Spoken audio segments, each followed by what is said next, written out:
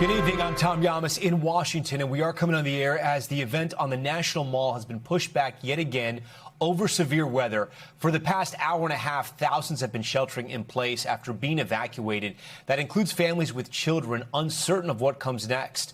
Organizers still planning to put on a shorter version of that celebration tonight, but again, that timeline is changing by the minute.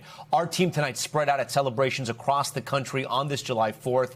The weather impacting everyone from here in D.C. to New York City to Chicago. I want to bring in NBC's Gabe Gutierrez, who has new information about the festivities here in the nation's capital. Gabe, what can you tell us? Well, certainly, Tom, there is a lot of uncertainty right now. You can see behind me here at the African American History Museum, there are hundreds of people here outside because they're at capacity inside. Also, I know one of the shelter locations at the IRS has reached capacity as well. And Tom, I'm trying to strain to hear right now because in the distance, there's an overhead announcement happening, but we are far enough away from the National Mall, so we and all the people here cannot actually hear whatever directions are being announced over in the National Mall. Now, as you said, this happened about an hour and a half ago, where everyone here was told to evacuate the National Mall. As the festivities were still underway, there were military flyovers happening, even as people were evacuating the mall, and they dispersed into different locations, including this one, the African American History Museum, one of the locations they were told to evacuate. Still, though, there are major questions right now about these events will come back up, whether there could be the possibility of more severe weather coming this way. But as of now, as you can see behind me, there are hundreds of people, families, with young children here waiting to hear what will happen next. The mood here has been celebratory despite the setback. There have been people singing America the Beautiful, the Star-Spangled Banner, as they await for word on whether they will be allowed to return to the festivities or the potential that all this could be canceled if another round of severe weather is expected to move in. Yeah, and Gabe, speaking of the weather, you're out there and your eyes and ears looking at the radar. It looks like it's getting kind of dicey. What does it look like above you? Above me, well, we're under an overhang right here in case the weather was to pick up. It got a little windier earlier in the evening. The winds sometimes pick up. We have some sprinkles here, some small precipitation over the last half hour or so, but nothing severe thus far. As of now, the weather seems to be okay, at least in the location where we're at. But again, organizers trying to have to make the difficult call of whether to postpone or cancel these festivities. There had been a lot of discussion about the heat earlier on today. The festivities had been delayed from 1 to 5 p.m. because of the heat. Now the big concern is the severe weather, and we just don't have a firm answer on whether these events will continue or not. Yeah, and we're seeing thunderstorms and lightning, just so you know, on the outskirts of Washington, D.C. right now in our live cameras looking at the Washington Memorial. All right, we thank you for that. I want to bring in NBC's Gary Grumbach, who's inside the Ronald Reagan building where families and children are sheltering right now. Gary, as you heard us just report there, we are seeing lightning and those thunderstorms, that extreme weather coming over, I should say severe weather, coming over Washington, D.C. over the next 2 hours. The families that you're talking to, Gary, are they just going to sit this out? I mean, I get that 250 happens once in a lifetime. They're not going to see this moment again. But at what point do you think they call it? There's some mixed reaction here, Tom, for sure. Some people are really upset and they're frustrated that they're sitting in a windowless government building on the 4th of July when they should be out enjoying the music and the performances and the speech from President Trump and the largest fireworks show ever. Instead, they're sitting here. But also, there's some people that are saying, what can you do? It's weather. They're keeping their spirits high and they're hoping they can get back in. But we were just hearing there was a tweet from the Secret Service Director, Sean Curran, saying that all operations in terms of letting people back in has been suspended.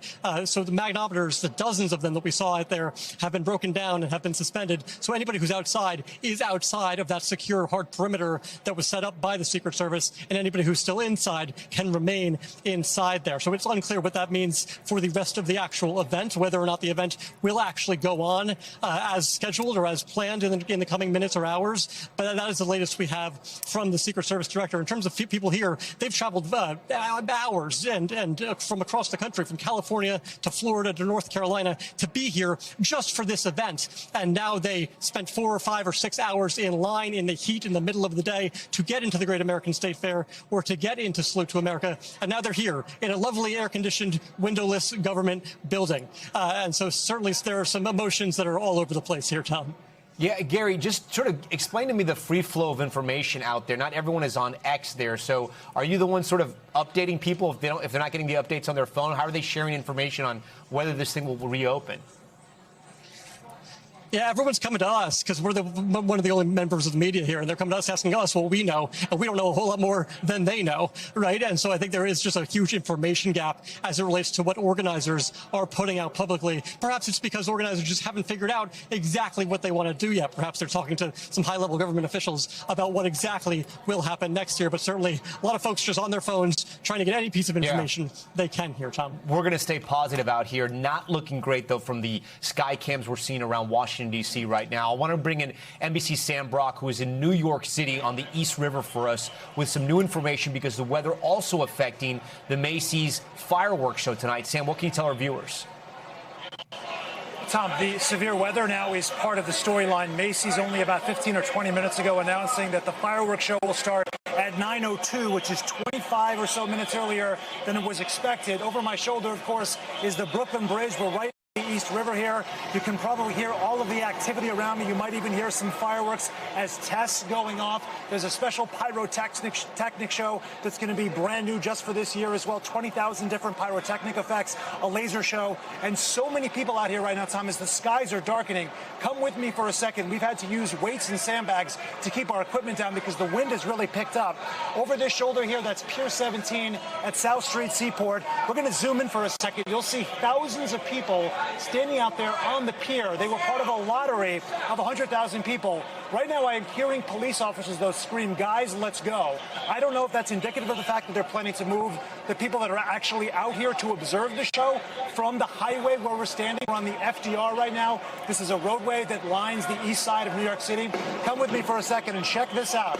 You have thousands of people that they only brought up, the NYPD, about 30 minutes ago onto the highway. They're all standing here, and Tom, expecting to hear fireworks, but there are police officers marching up and down and giving what looks like instructions as we speak to some of the revelers. And I don't know if they're going to make them move to another location or how longer they can actually stay here. But the concern is there's a severe weather warning that is in effect until 11 o'clock tonight, and it could certainly be lightning. There's been fireworks with rain before. That's not unprecedented, but should there be lightning, that is a public safety risk, and everyone is going to have to go and shelter inside, much like what you're seeing in Washington, D.C. right now. So as I look around me, there are still thousands of people over here. You have the Pier 17 concert that NBC is actually broadcasting with all of these artists that are performing, Blake Shelton and Baby Rexha, Post Malone. Folks are ready to party while also trying to figure out what the latest situation is with the extreme weather, which very much could interrupt everything in a matter of moments. Let me send it back to you, but we'll keep an eye on it, Tom. Yeah, and that's the problem. Those crowds have been waiting hours to see the fireworks show, which, of course, is also an event in of its own.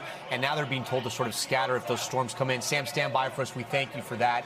Sam, of course, mentioning that the Macy's fireworks show is going to come up on your NBC local station a little earlier than planned, just after 9 o'clock p.m. on the East Coast. I want to bring in NBC Washington meteorologist Amelia Draper, who's been tracking all the storms for us. Amelia, that's just lighting up there, that radar with all the storms up and down the East Coast. Let's start in Washington, right? And you can kind of walk us through the next couple of hours, because at some point here, the Trump administration is going to have to make a call on whether the president speaks tonight and whether this event goes on.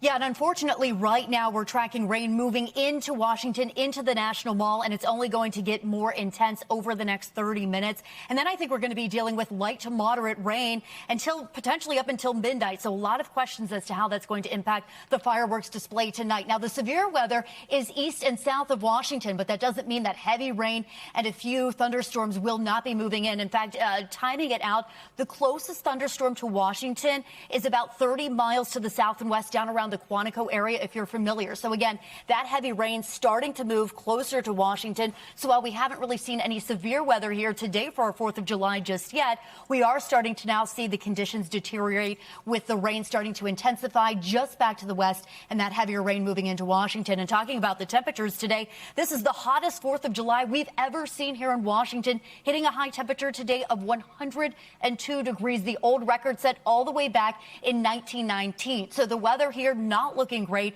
The fireworks set to go off here at 10:30, so a little bit later than New York. But taking up to New York, the radar here just as bad. Talking about that severe thunderstorm warning, we have a severe thunderstorm warning just to the north of the city, but you can see back to the west a little bit in the way of improvement for New York. So New York might be just okay getting the fireworks in, but unfortunately down here in Washington, the conditions, they haven't been that bad as far as the storms go, but now we're starting to see the rain and even the potential for some cloud to ground lightning moving in.